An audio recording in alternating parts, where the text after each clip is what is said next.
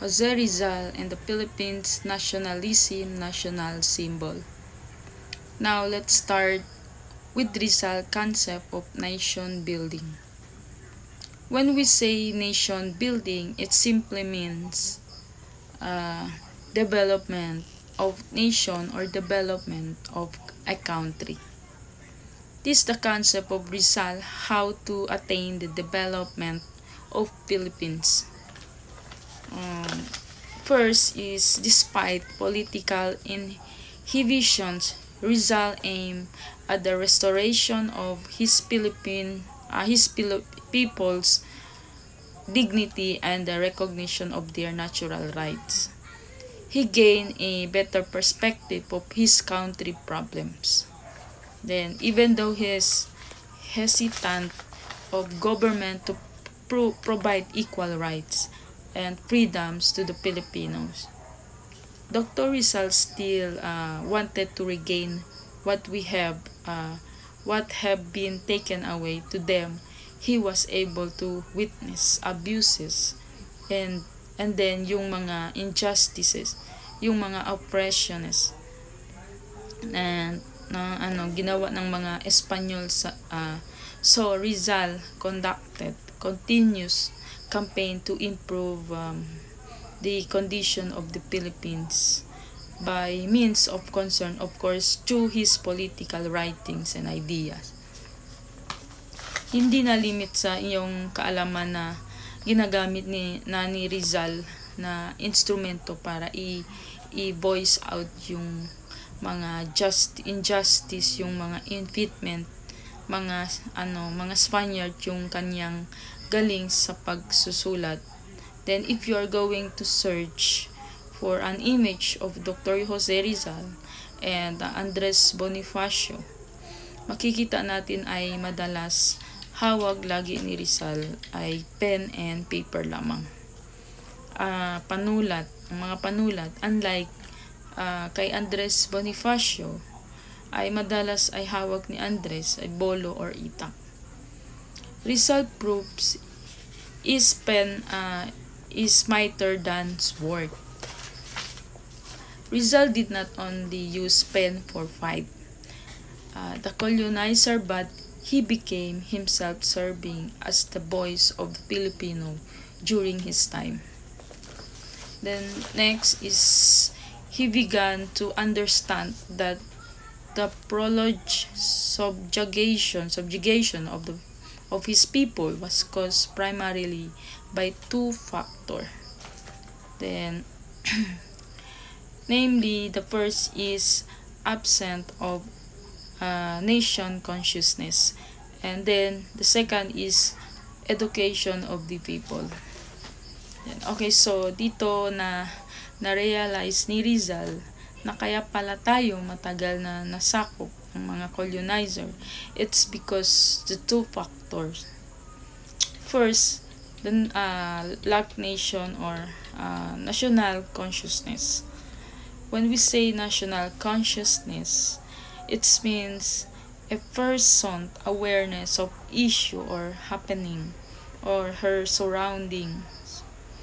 Ang point dito ni Rizal, somehow ang mga Pilipino before, wala silang kamalay-malay na dun sa mga oppressions, dun sa mga injustices, sa mga ginagawa ng mga colonizer, na di rin ka-aware ang mga Filipino natives na noon yung mga na-implement ng mga laws and rights ng mga Spanish government.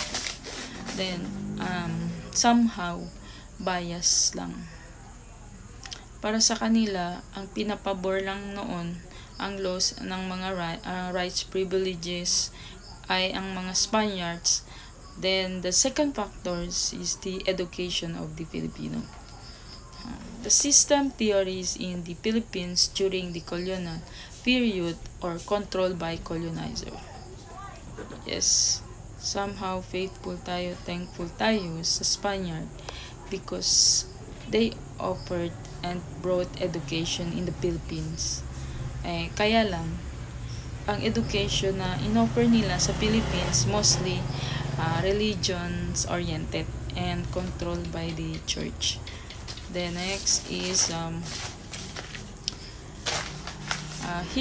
his blueprints for nation building includes the importance of education, instilling racial pride and dignity among the people, the promotion of national consciousness, the reorientation of value and attitudes, and the willingness to sacrifice for the country. The next is Rizal looked upon education as a prerequisite to the realization of people freedom, obtain knowledge of themselves as an individuals and members of a nation. Thank you. Rizal observed that centuries of colonialization made Filipinos feel inferior and lost confidence in their identity. He wanted to reverse this mindset by encouraging Filipinos to see themselves not just an individual but as a member of United Nations. Rizal believed that true nation building starts when people dedicate their action, words, thoughts toward the betterment of their country and recognize their role as a citizen, not just subject. Rizal emphasized that building a nation is not easy. It involves hardships and sufferings. These challenges are necessary for strengthening the people's courage and unity. During the time, the biggest problem was the lack of national consciousness. Many Filipinos were unaware of their oppression and the sacrifice needed for freedom. Rizal sought to awaken this awareness, urging his people to encourage their struggles and part in the overcoming colonial domination. Organizing Philippine students in Madrid. Rizal aimed to gather talented Filipino students abroad to collaborate and find solutions to the Philippines problem. This led to the creation of Circle Hispano-Filipino, a group of publications that promoted Filipino interests and culture. Number 2. Writing a book to reflect Filipino life. Rizal proposed writing a novel similar to Uncle Tom's Cabin, which exposed social injustice in America. His goal was to depict the real condition of Filipinos under Spanish rule. This idea evolved into Noli Me Tangere, a powerful novel that inspired national consciousness and reform. That's all, thank you. From the records in the vast Philippiana collect of the British Museum, Rizal had pieced together the past history of the Philippines, which revealed that even before the coming of the Spaniards, the Filipinos already have developed culture, and of these records, he chose to enumerate Morgan's Success de las Islas Filipinas. Mula sa mga dokumento sa British Museum, binuo ni Rizal ang kasaysayan ng Pilipinas. Pinakita niya bago pa dumating ang mga Espanyol, mayroon ng maunlad na kultura ang mga Pilipino. Pinili niyang bigyan atensyon ang Success de las Islas Filipinas ni Morga. Kapag i-translate natin yan sa libro, Events of the Philippines Island, mga pangyayari sa kapunlaan ng Pilipinas. Number 4, he worked the indolence of Filipino, which come out as a series of articles in La Solidaridad from 15 July to 15 September 1890s. In this essay, Rizal defended Filipinos against the accusation that they were lazy of indolence. Spanish officials and rights often claimed the Filipinos were naturally lazy, which they used as an excuse to justify Spanish control over the Philippines. That Filipino indolence was not natural but rather a result of historical, social, and economic conditions created during Spanish colonization. Number 5. Faith the possibility of the Filipino resort to arms as a desperate means to fight. He worked el filibusterismo to show these countrymen the price they should be willing to pay and the problem they would have solved first before plunging the country to revolution. Rizal afraid that Filipinos might resort to violence or aim revolution as desperate way to gain freedom from Spanish toward them. He wrote his second novel, El Filibusterismo, as a dark and serious continuation of Noli Me Tangere novel. He showed the fateful consequences of using revenge and violence to fight oppression. Rizal wanted his countrymen to realize that freedom has a high price. It requires sacrifice, unity and moral preparation, not just bloodshed. He believed that before starting a revolution, Filipino must first solve internal problems such as disunity, ignorance, and lack of discipline. Number 6. He thought of showing the people how to recognize themselves into compact, homogeneous body in the Philippines. Rizal's major plan of organization was the establishment of La Liga Filipina, Philippine Langue.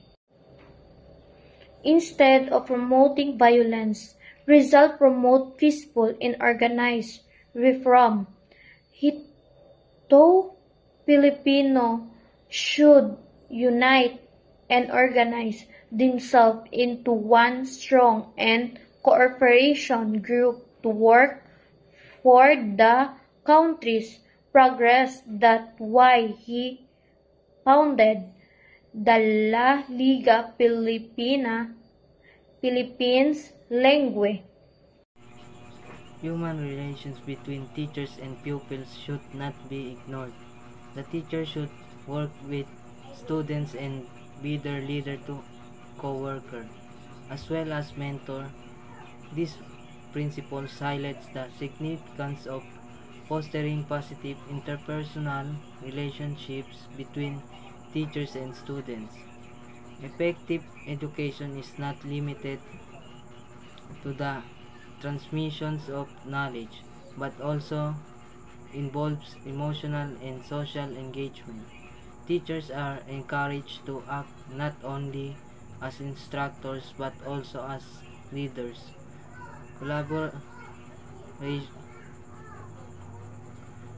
collaborations, and mentors who guide students in both academic and personal development. Establishing mutual respect and cooperations promotes a more supportive and production learning environment. Instruction should be practical and should stimulate thinking rather than be a passive reproduction of book learning. Students should learn by participation in a real situation. This statement emphasizes the importance of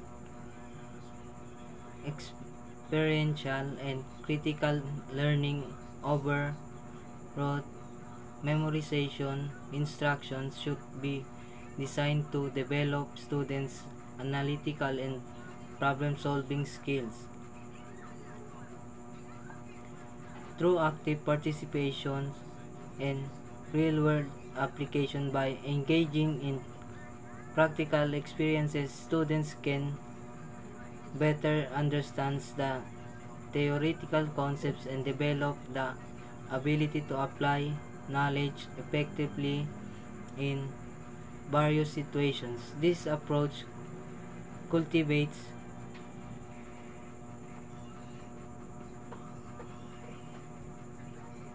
independent thinking, creativity, and lifelong learning.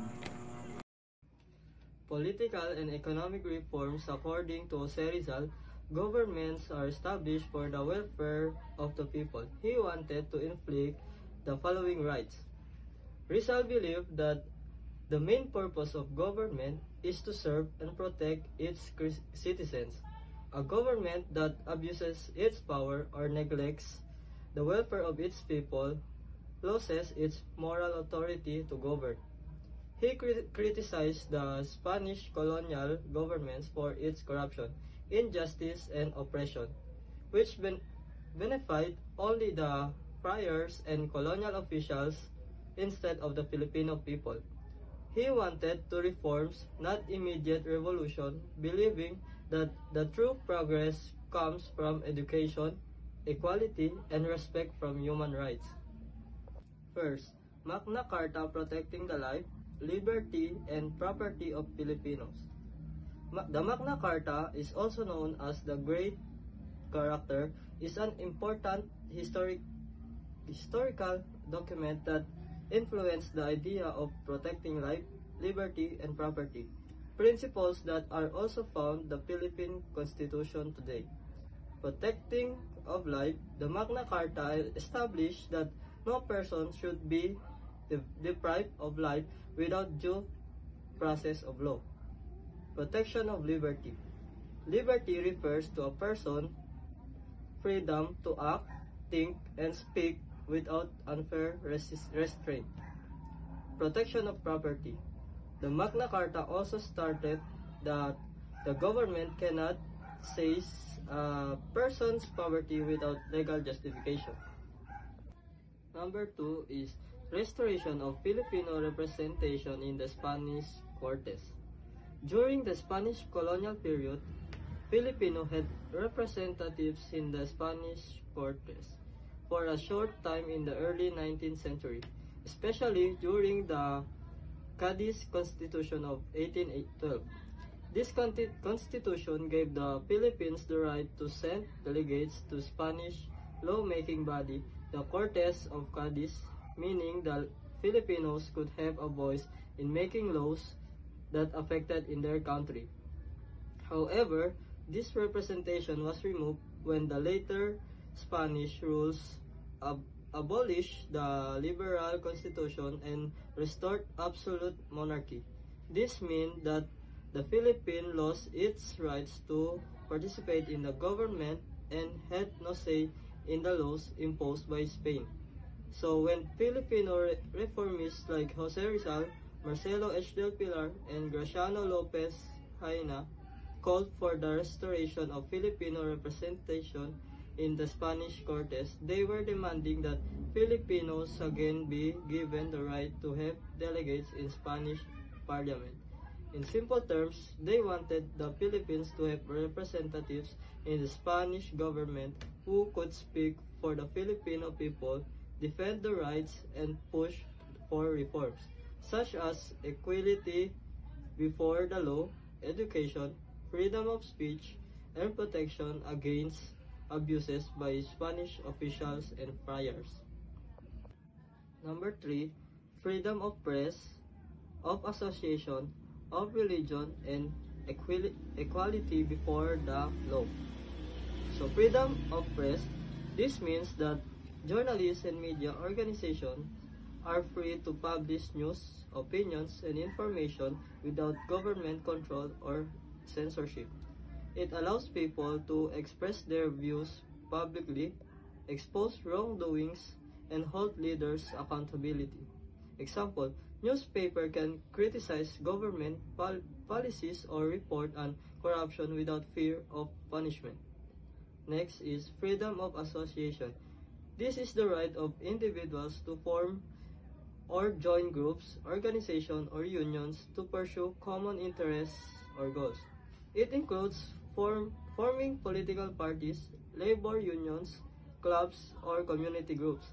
Example of this is workers can organize a union to fight for better wages and working conditions. Number 3 is freedom of religion. This gives every person the right to choose, practice, or change their religion, or to have no religion at all. The government cannot force anyone to follow a particular faith or discriminate based on belief. Example, Filipinos can freely attend church, mosque, or temple or choose not to participate in any religion. Next is equality before the law. This means that everyone is treated fairly and equally under the law, regardless of social status, gender, wealth, or race. No one is above the law and everyone deserves the same legal protection and rights. Example, both a rich and a poor person accused of crime should receive the same treatment in court. Number 4 is freedom assimilation of Philippines. Freedom assimilation of Philippines, the idea of freedom and assimilation in the context of Philippine history refers to the Filipino people's desire for liberty and equal treatment during the Spanish colonial period. Assimilation. This means that Filipinos wanted to be treated equally as Spaniards.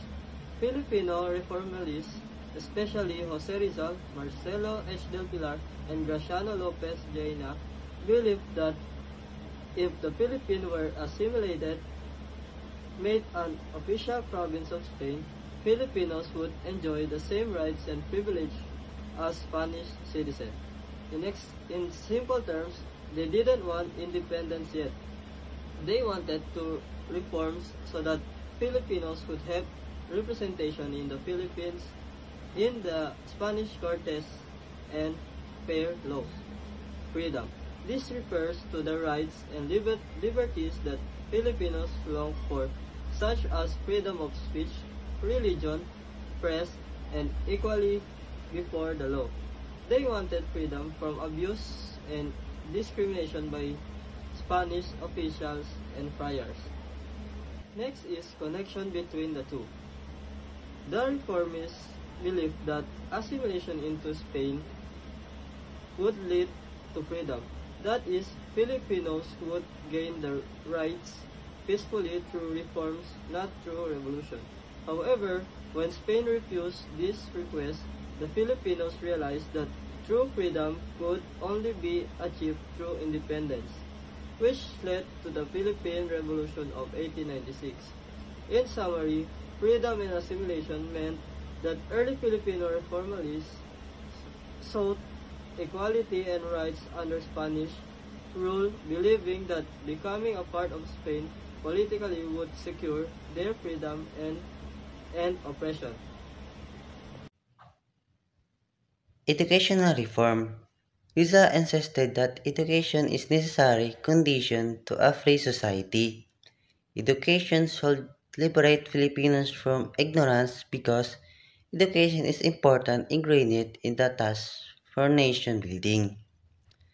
So Rizal believed that education is very important for a country to be truly free.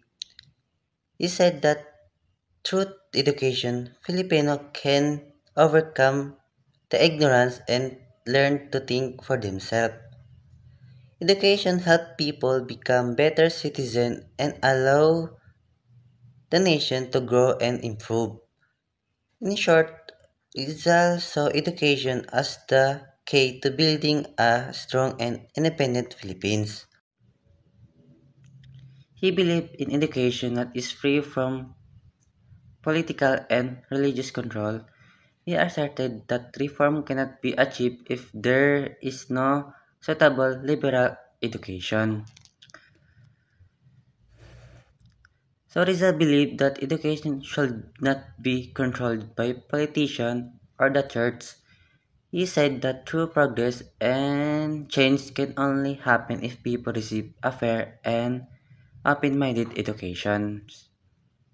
In other words, education should teach people to think freely and not just follow what others say. Rizal wanted an education system that was independent and fair. He believed that if education was controlled by the government or the church, people would not learn to think freely. For him, real reform change in society can only happen if people receive a good and open education that encourages them to use their own ideas and judgment.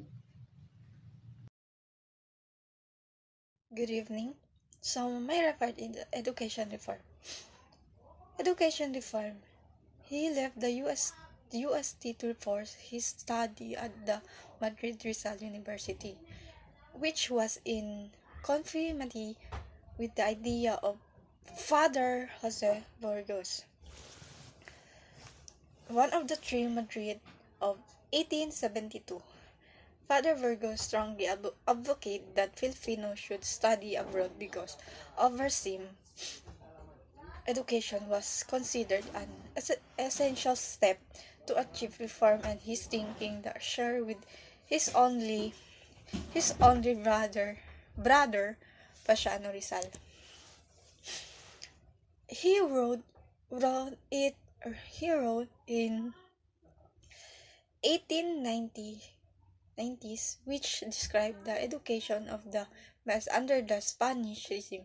Rizal said he educated of the Filipino from birth until the grave. It's brutalizing, depressing, and anti-human. It truth is necessary that we could better understand why Rizal was asking for a different education. A new idea of teaching the Filipino youth. Rizal believed that even modest education, no matter how rudimentary its way, be it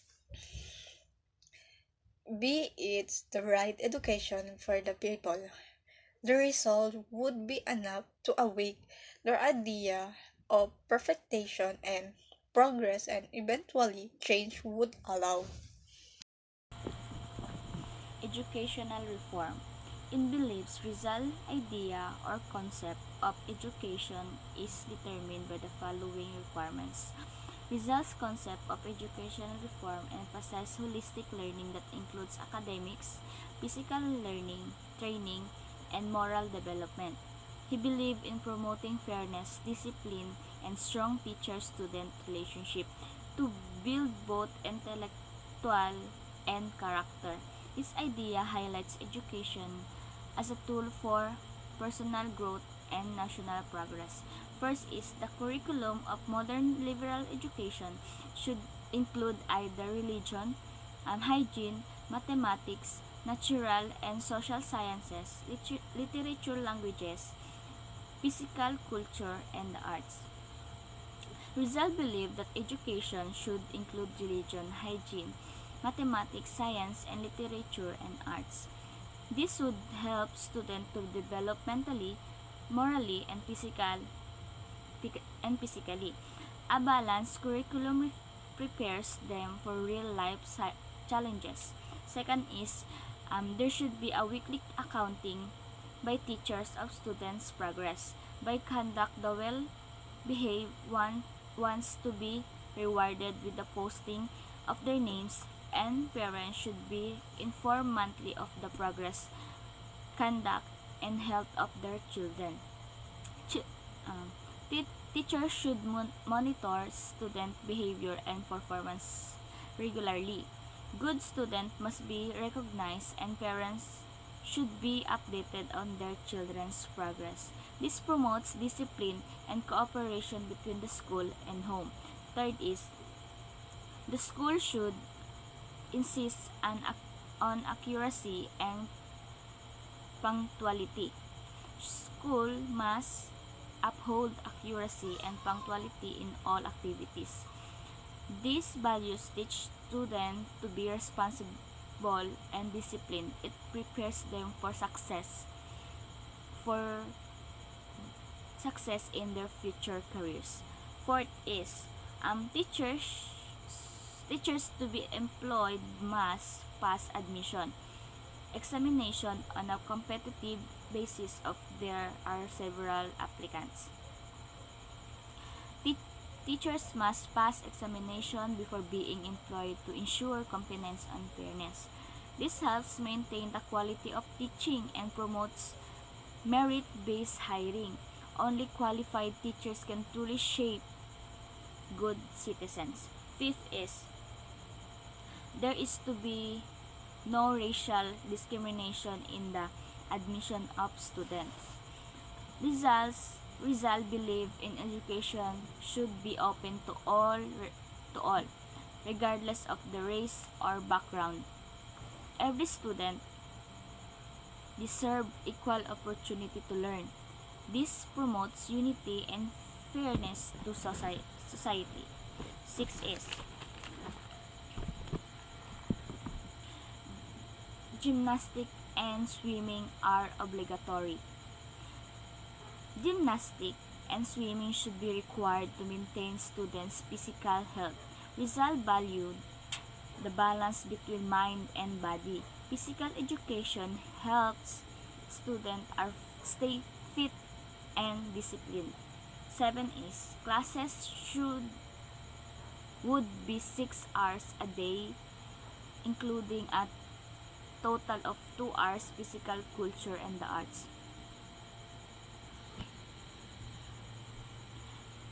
Classes should last 6 hours a day and include time for physical culture and arts.